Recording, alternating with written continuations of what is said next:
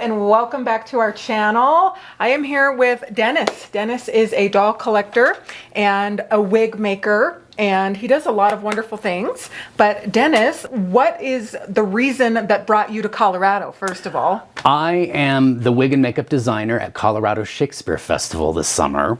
So they brought me in to design the wigs and run the wig department. And I've got a little staff of like 2 to 3 people that are helping me. And we're doing the wigs and hair and the makeup for Macbeth, which is up and running. And we are going to open Merry Wives of Windsor next Sunday. So I'm here, and since I'm in Colorado, in Boulder, I thought I'd run over and see you. Yep. So as soon as Dennis walked in, and I'm so glad you did, but as soon as he walked in, I asked him the same question, and I knew a little bit, but when he started explaining it, I thought, bing, bing, bing, he has been hosted here for his job as a wig and makeup person for the Shakespeare Festival.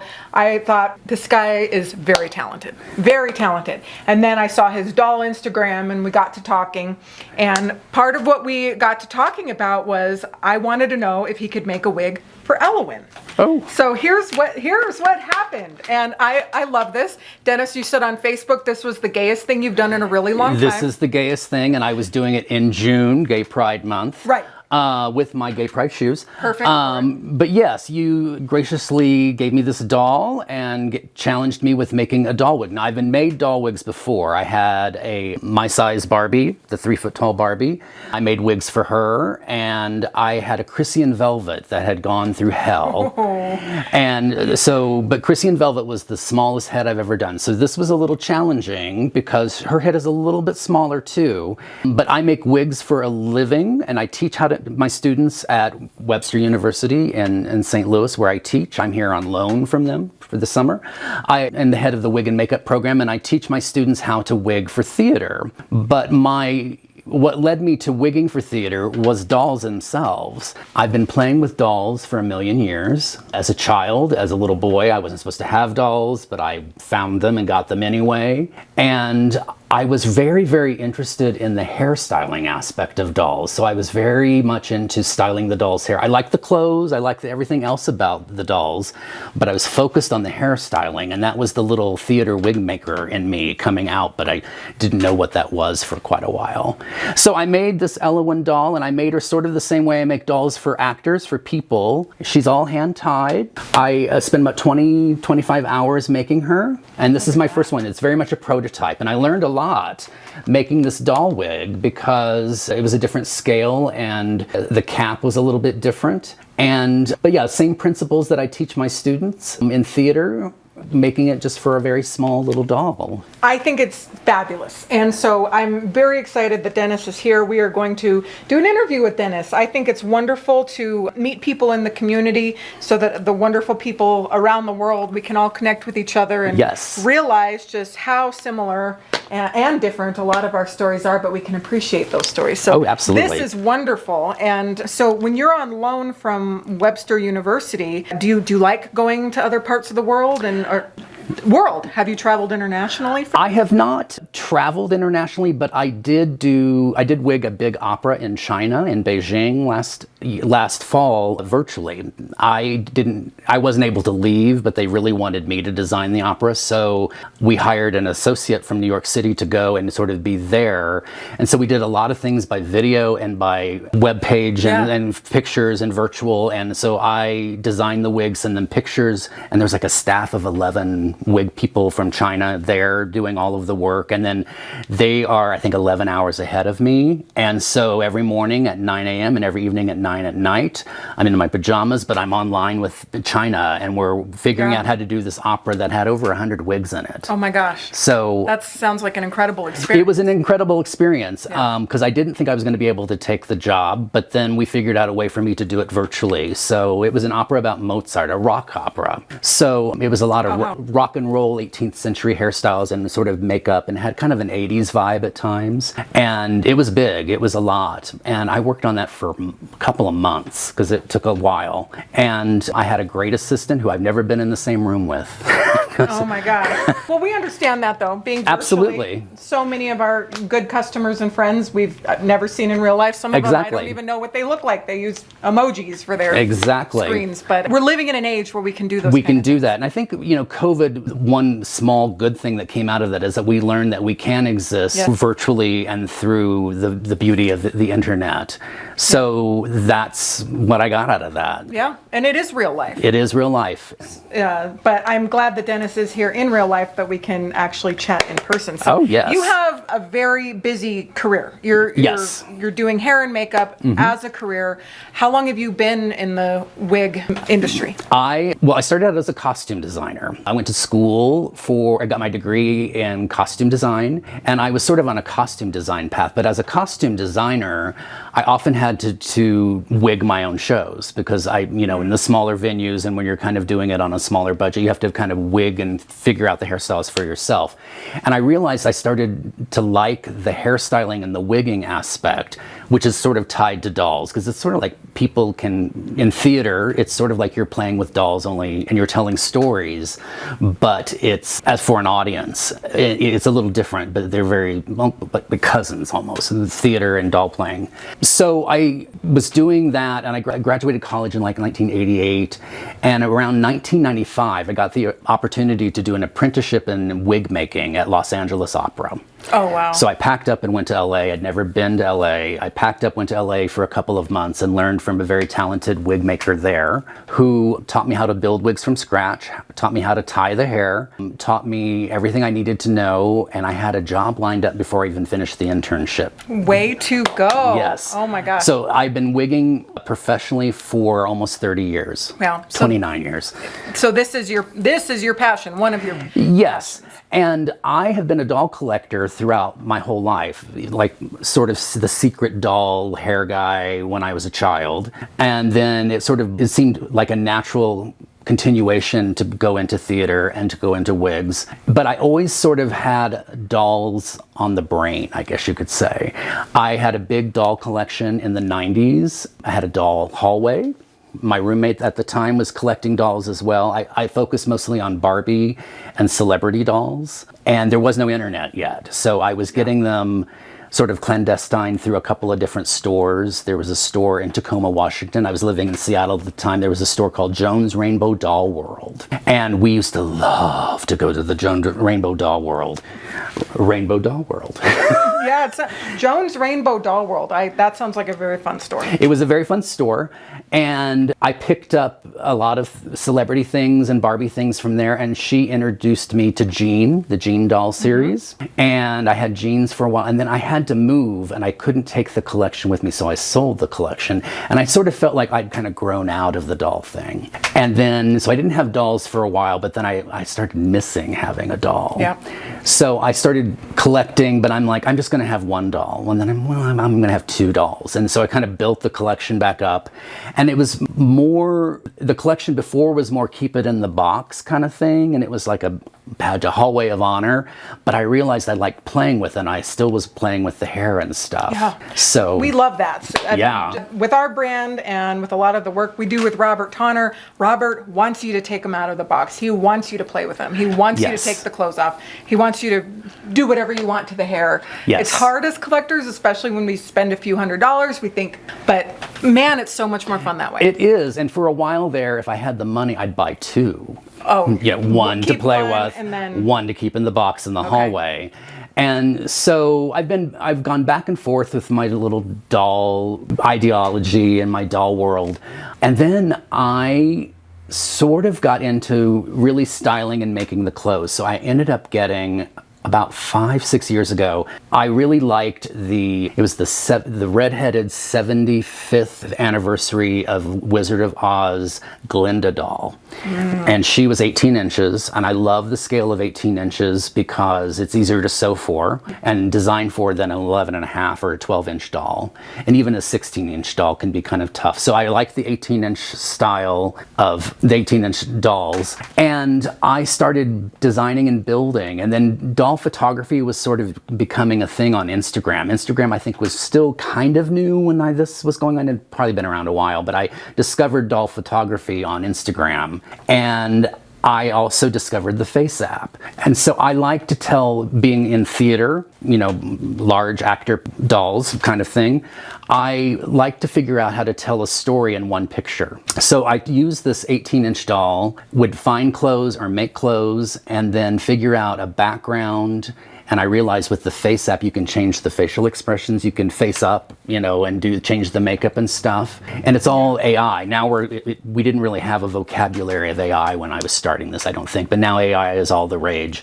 So it's a version of AI with the doll as a template. And I like to figure out, like I say, how to tell a complete story that could be different from person to person, through the doll, through the clothes, through the hair, and going just out into the world and stealing photos from other places. Right. And using them as your background. And using them as my background. Yeah. And so I've created 3 pages of those with 3 different dolls. And I kind of keep one going. I like to post a picture a day. Okay. Although I work way ahead. I usually have a couple of weeks worth of pictures if I get busy, so I don't have to sit down and do doll stuff every day. I'd love to do that, but there's not always time. So, because I have to work to make money to buy the dolls. So we pulled up Dennis's Instagram. This is one of his favorite ones, but we are going to talk about the share one because I think that is absolutely and mini-me hysterical. Yeah.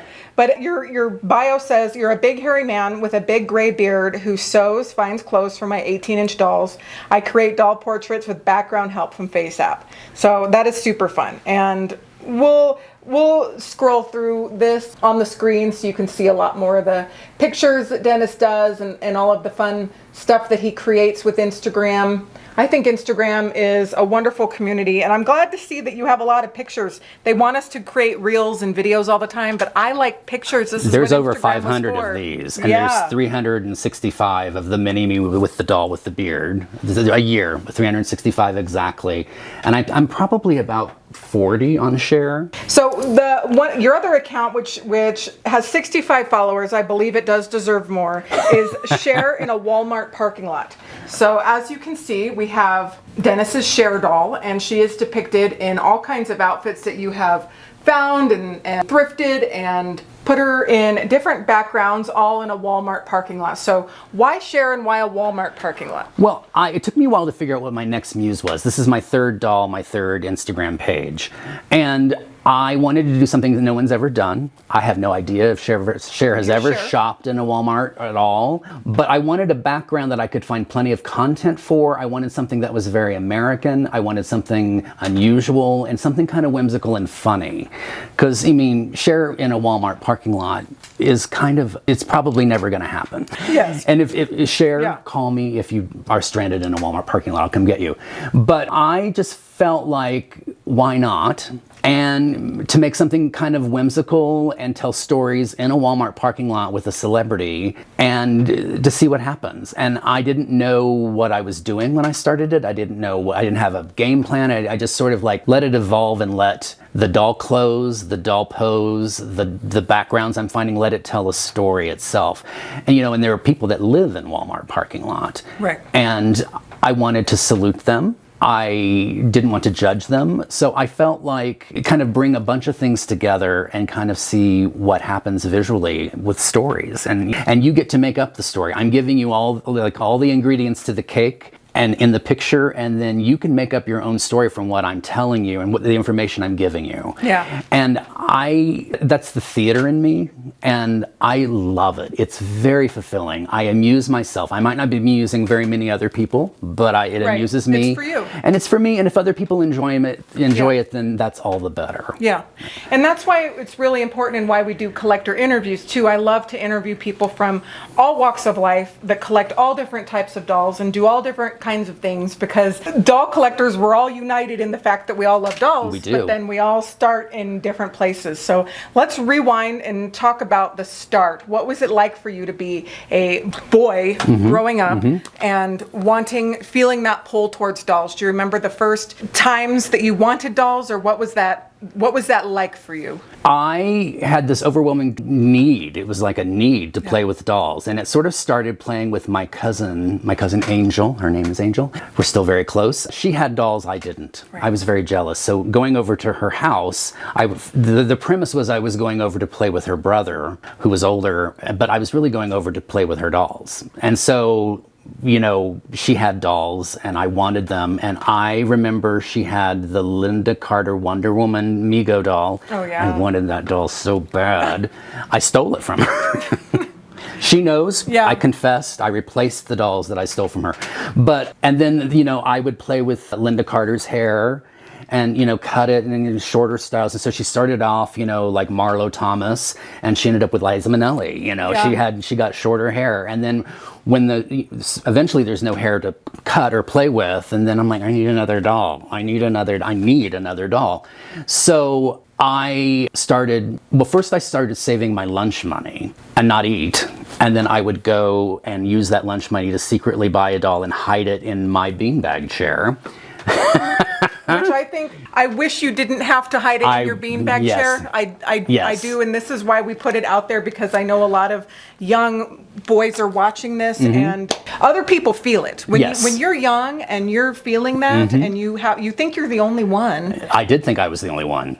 Right? I was sure I was the only one. It feels very isolating. Yes. So I was hiding these starvation dolls. We'll call them starvation dolls, since I was starving through lunch to have the money to go buy a doll. And then I didn't have any money, but I had a bald doll on my hands, and I couldn't take that. So I really needed another doll. So I started stealing shoplifting dolls. I'm ashamed of that, but I had a great need and I didn't understand right from wrong. And I'm sorry about that idea that I was stealing, but I also knew I was a pretty desperate, lonely child who had suffered some trauma, and the dolls were kind of helping me resolve the trauma. Yeah.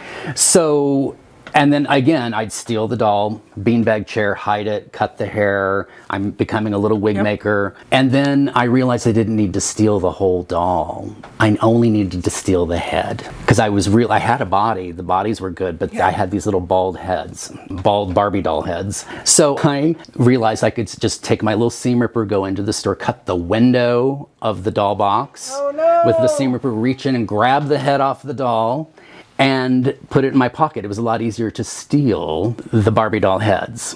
And I have a vivid memory about going into a store that I'd already been into a couple days later, and there was a row of Barbie doll boxes with no heads in the store. And I felt horrible, but it didn't stop me. So that went on for a while. And until I started making my own money and could, buy them. Yeah. And then eventually when I got into college, I don't care what my parents think. I'm an adult. I can buy my own dolls. I don't have to steal them. And I legitimized myself from the theft. Yeah. And so. Well, I know that it doesn't probably feel good to think about stealing things, but we all have done things in our past that, given the chance, or knowing the things that we know now, or looking back, the windshield is much bigger than the rearview mirror. It is. That we would have done differently. Yes. And that's part of your story. It's part of my story. And, I had a couple of traumatic events in my childhood, and this was a coping mechanism, and it helped me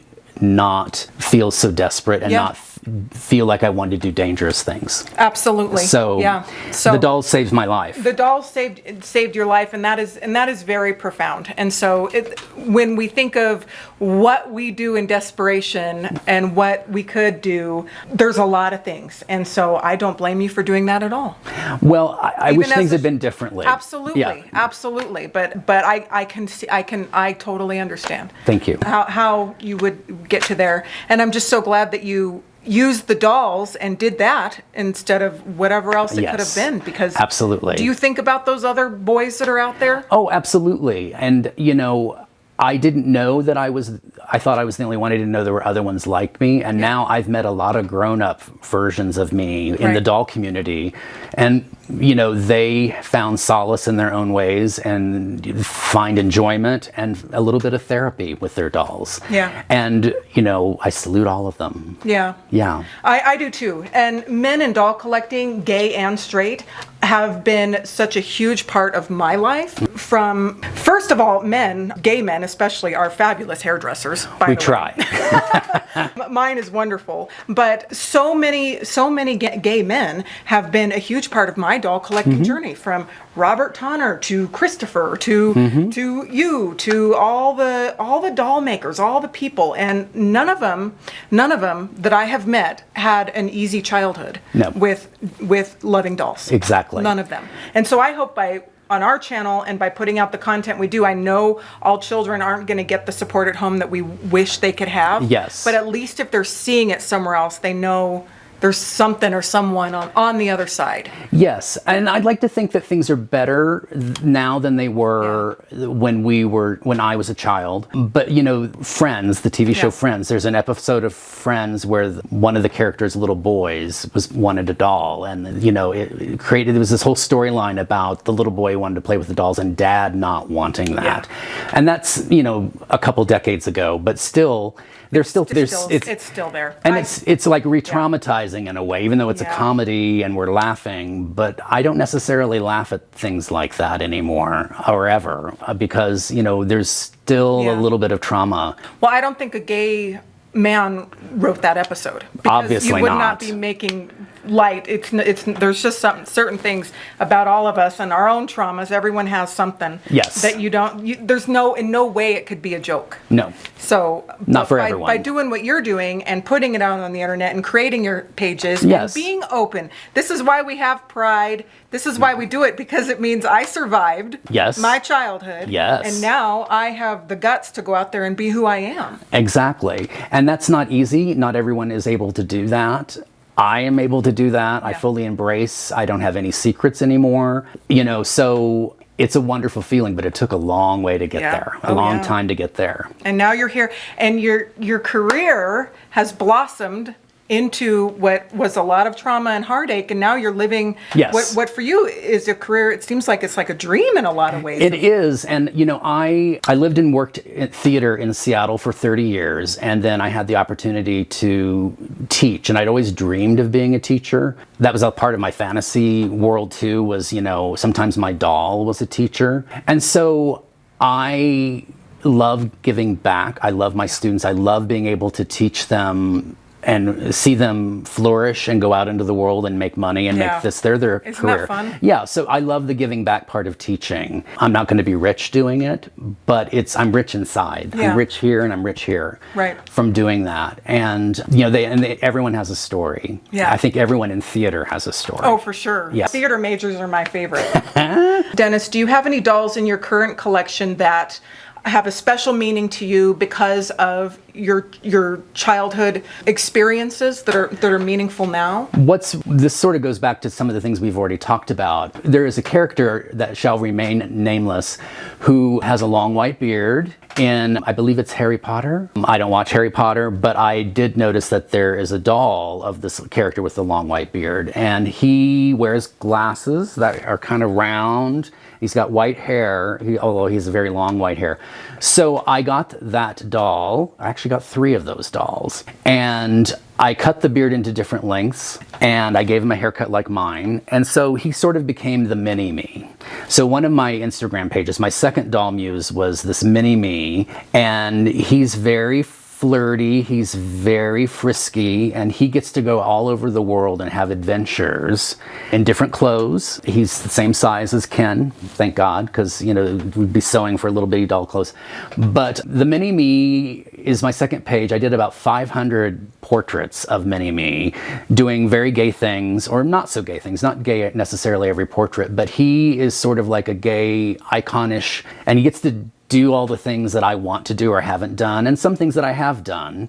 He went to the Stonewall Inn before I did. I did a portrait of him when I was in New York City last February in New York City, and at the Stonewall Inn, and then, you know, I found myself there doing the same thing that my mini-me was doing, because that was very exciting. So he's been to all the gay landmarks, the sad ones, the happy ones. So he's kind of my favorite. I have kind of retired him, but the page is fun. So this page is fun. Denny Mini. Yes. Which we'll put the different portraits. Oh, I love the oh my gosh. Oh, the gay American Gothic. That's fun. This had to have been very liberating for you. It was, And my beard length changes, which is why he has there's 3 different dolls that have 3 different beard lengths, and he's fun. There's also, he's done some serious things. You know, there's some more serious vibes from him. You know, he's gone to the location where Matthew Shepard was murdered. He has... he's an activist. He's an activist. He's very much an activist. There's a portrait of him in black and white sitting alone in a bar. That's me sometimes. You know, he does a lot of different things, and this has got a little bit more serious tone sometimes, but it's also flamboyant and fun as well, which is kind of sums up my personality, because I have my bad days. Well, I think it's important to share the bad days too. Yes. They often say you need to really check on the people that are always happy. Yes. Always, because sometimes that's an overcompensation for, hey, I'm not feeling so great today. Yes. I could use a little support, or I'm having a down day, or things are really hard right now. Yes. And it doesn't even have to be anything, and sometimes it's just hard to be human. Yes. So Denny Mini, the mini me, he kind of looks like me, he dresses better than me, he has more clothes than I do. And I call him kind of a memoir doll, because memoir of the past, but also a memoir of the future, of things I want to do. And so it's a very special doll for me, very personal, and you know, it's found a little bit of a cult underground following. I've got more views and stuff from some of the things that I've done with him. Not that I'm like breaking the internet with anything I'm doing, but I'm doing it, I enjoy it, and I do have some followers that do really seem to enjoy everything that I do with that doll. That's good. And some of the stories I'm telling are very personal, and maybe no one knows the real story, but I bet they pull their own story out of what I've done. Yeah. So that's my favorite. That's I'm sure very impactful to communities and to people that see it. And that's another good example, because sometimes we put out something in the world that is very good, and then if we don't get the comments and we don't get the likes and we don't get the this, we want to take it down, or we not want to do it. And I don't want my daughter to grow up in a world where she posts a beautiful picture of a sunset but doesn't get any comments from her classmates, and then thinks it's not a pretty picture, and then wants to take it down. Yes. So this page, more than anything and more than any doll play I've ever done, has liberated me and helped me and inspires me and makes me laugh, because he's very frisky, and he's got a little bit more spunk than I do sometimes. Right. Sometimes he's your alter ego. He is. So what advice would you give to others who might have faced similar challenges in their life and want to pursue their interests and maybe find that thing? You found the wigs. Yes. And something in you followed that. Yes. And that was a good thing. What advice would you give somebody that's maybe just starting out? Listen to your gut. Do it. Sometimes the best things in life happen when you're afraid. Fear can be a good thing. Fear can be a bad thing too, but fear can be a good thing. And I've done a lot of things that I didn't know how to do, and went into an adventure not knowing how to do it, but I did it, and I learned to trust myself and trust my instincts, and they're almost always right, even if I don't want to believe that they're right, because sometimes I'm like, I don't want this to be true, but this is really what's going on. So I would say put on your Daniel Boone hat and just go out there and look at it like an adventure, embrace it, don't hide it. There's a lot of different things on the internet, there's a lot of different things in the world, and many different types of people, and explore it, own it. Yeah. No shame. No shame. No shame, no secrets. Find your tribe. Find your tribe, yes. People, you walked right in my front door. Christopher walked right in my front door. That means there's a lot of people out there that are gay people, that are extremely talented, that are doll collectors. Yes.